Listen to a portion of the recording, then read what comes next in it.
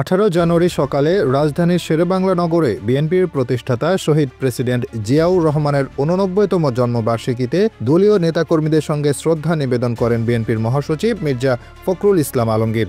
সেখানে তিনি বলেন, সংস্কার ও নির্বাচনের মধ্যে কোনো বিরোধ নেই, বরং এগুলো একসঙ্গে চলতে পারে। মির্জা ফখরুল বলেন, অন্তর্বর্তীকালীন সরকারের প্রধান উপদেষ্টার কাছে সংস্কার কমিশনের রিপোর্ট দ্রুত চূড়ান্ত করতে হবে। তিনি আরও বলেন, ঐকমত্য ছাড়া কোনো কিছুই সম্ভব নয়। জুলাই আগস্টে নির্বাচন হবে কিনা এমন প্রশ্নে মির্জা ফখরুল জানান, সংস্কার চলবে এবং নির্বাচনের পর নতুন সরকার সংস্কারগুলো এগিয়ে নেবে। বিএনপি সবসময় সংস্কারকে অগ্রাধিকার দিয়ে আসছে।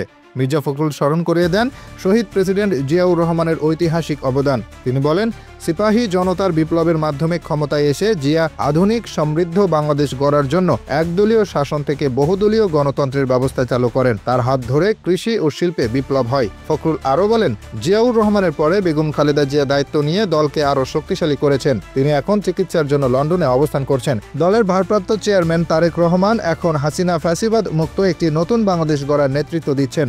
সংস্কার ও নির্বাচনের মধ্যে কোনো দ্বন্দ্ব নেই, এমন বার্তা দিয়ে মির্জা ফখরুল বুঝিয়ে দিলেন বিএনপি আগামীর জন্য প্রস্তুত। Hasibur Rahman, daily our Bangladesh.